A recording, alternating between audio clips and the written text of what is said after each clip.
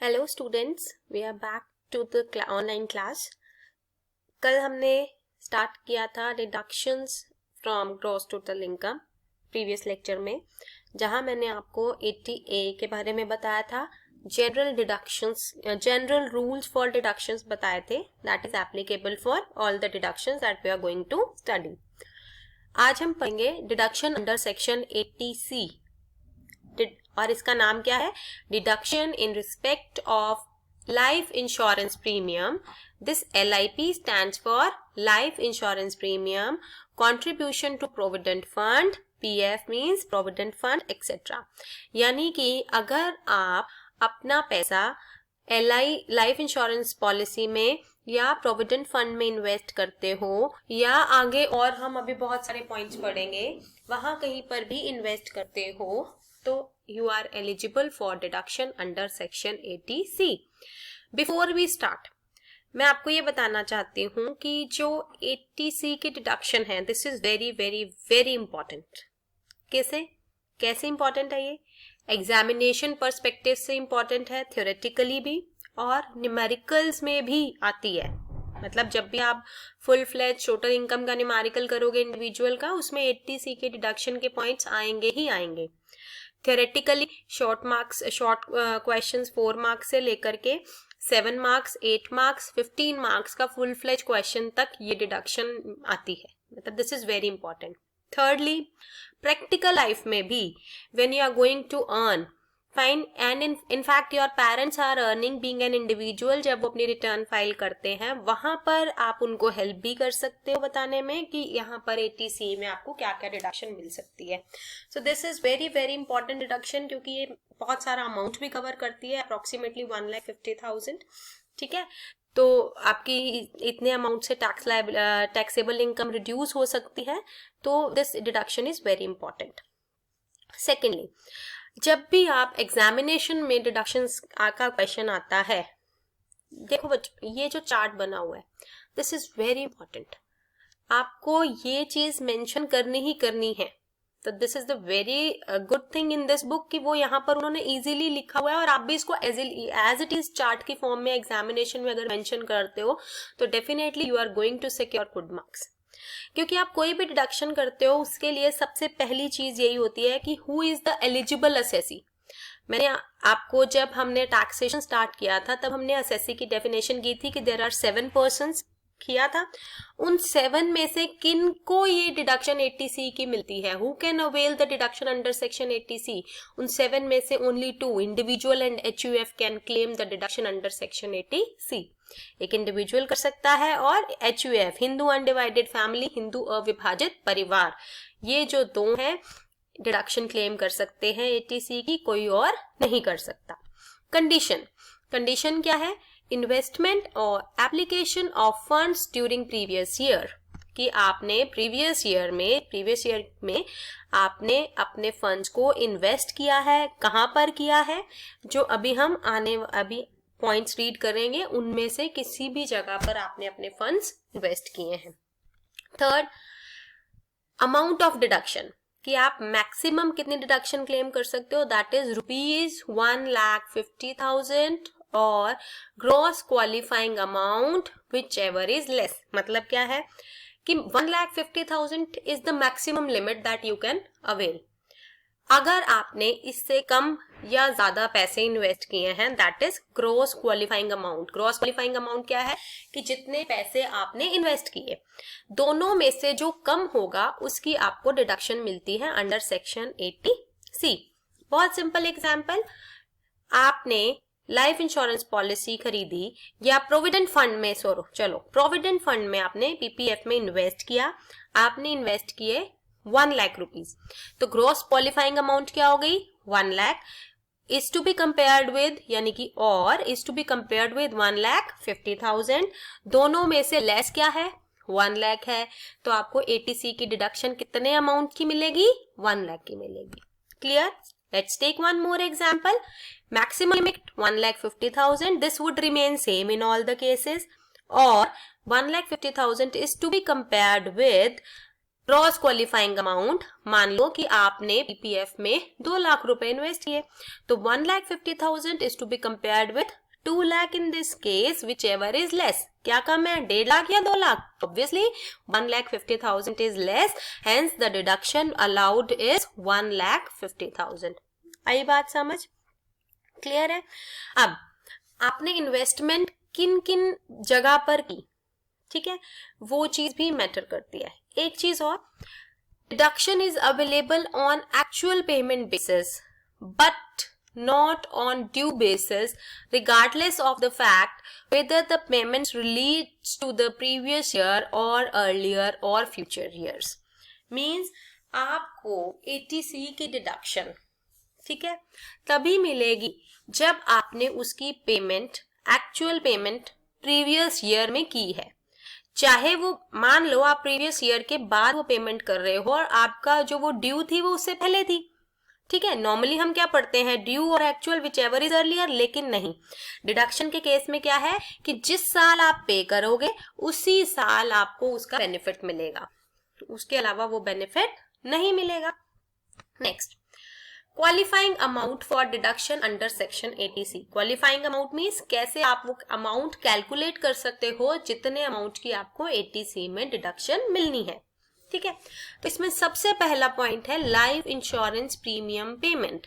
आपको ये पता है लाइफ इंश्योरेंस पॉलिसीज होती है, आप पॉलिसी परचेज करते हो, उस पॉलिसी का प्रीमियम पे करते हो, तो जो भी अमाउंट आप प्रीमियम का पे करते हो that qualifies for deduction under section 80C.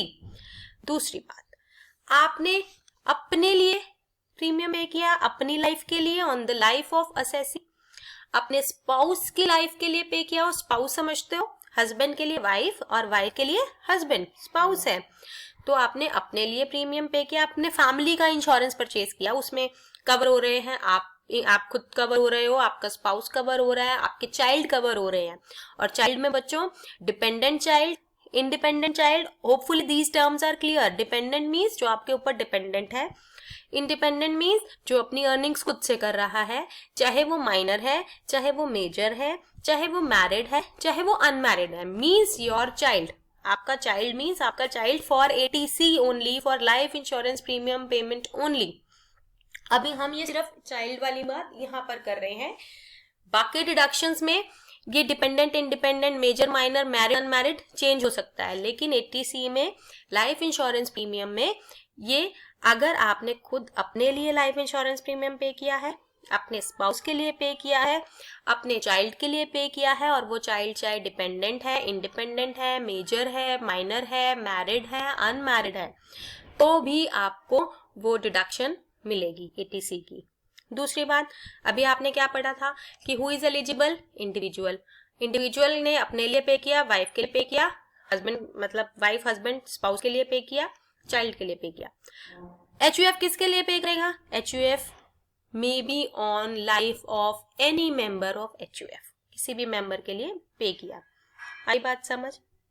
अब तो आपको 80C की डिडक्शन मिलेगी, लेकिन उसके लिए कुछ ये रूल्स हैं बच्चों. आई टेल यू, आप जब ये मेरा लेक्चर सुन रहे हो, आई सजेस्ट अगर आप इसको एग्जामिनेशन पर्पस के लिए सुन रहे हो, ठीक है, बीइंग अ स्टूडेंट सुन रहे हो, तो I request you take out your notebooks and write the key points, because ये डिडक्शन में we are going to study 21 points and you are going to get confused. तो I will be asking you to note down the important point, जिसमें majority हम practical life में भी invest करते हैं, examination में न्यूमेरिकल में भी जो पॉइंट ज्यादा आते हैं. So I will be highlighting those points ताकि आप उनको नोट करो. नोट करते ही वो पॉइंट आपको लर्न हो जाएंगे. सेकेंडली, जब हम न्यूमेरिकल उसके अटेम्प्ट करेंगे आगे नेक्स्ट लेक्चर्स में इसके, जब हम 80C कंटिन्यू करते रहेंगे तो वहां पर भी कवर होगा. तो 80C आई बिलीव एक लेक्चर में आज के कवर नहीं हो सकती है, इट विल टेक 2 लेक्चर्स और प्लस मे बी 3, तीसरे में हम इसके न्यूमेरिकल्स भी करेंगे, ठीक है.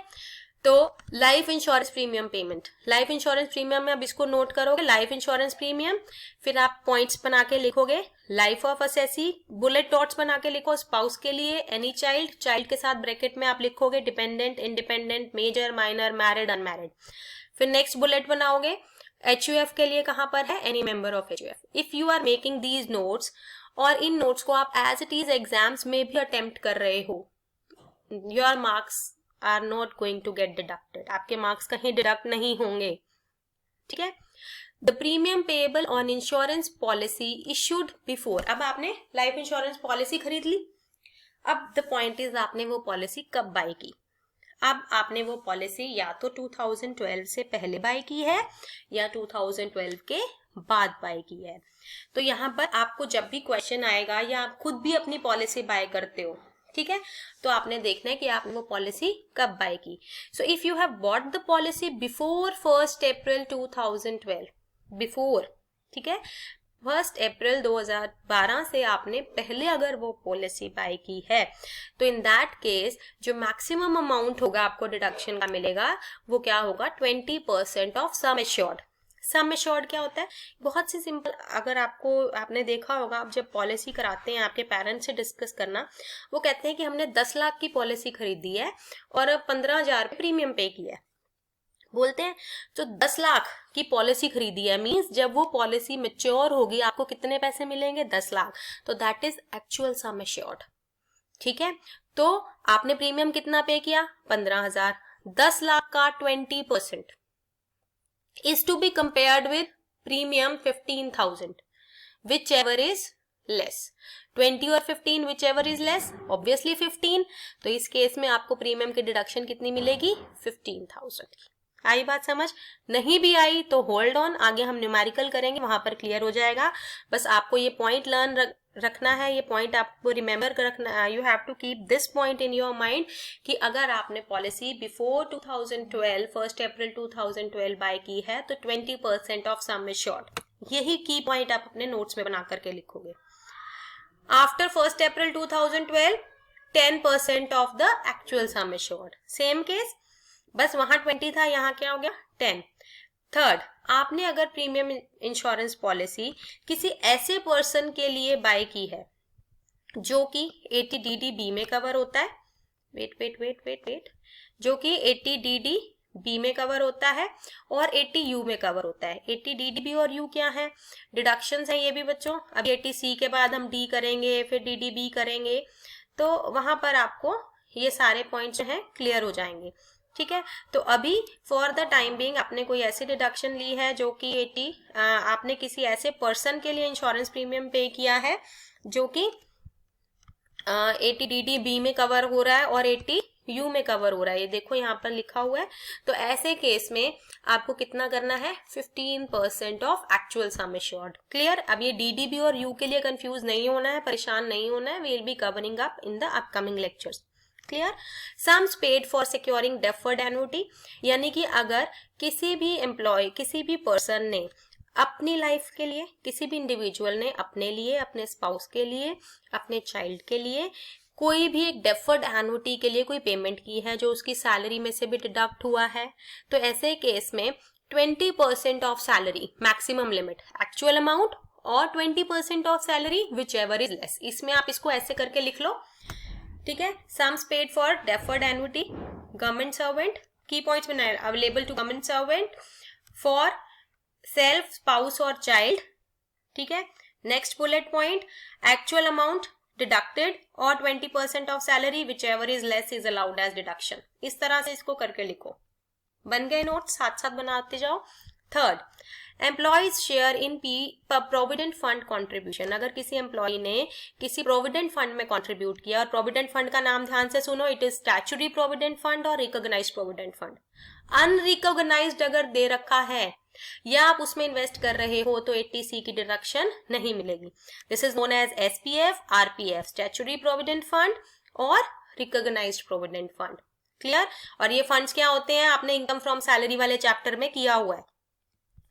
Investment in public provident fund, public provident fund में भी अगर आप इन्वेस्ट करते हो तो भी आपको डिडक्शन मिलती है। अब सेम इंडिविजुअल वो PPF में इन्वेस्ट अपने नाम पे भी कर सकता है, अपने स्पाउस के नाम पे भी कर सकता है और फॉर एनी चाइल्ड कर सकता है, ठीक है। एनी चाइल्ड में सेम वही पॉइंट्स आते हैं, major, minor, married, unmarried, dependent, independent, और HUF के केस में it can be in the name of any member of the family.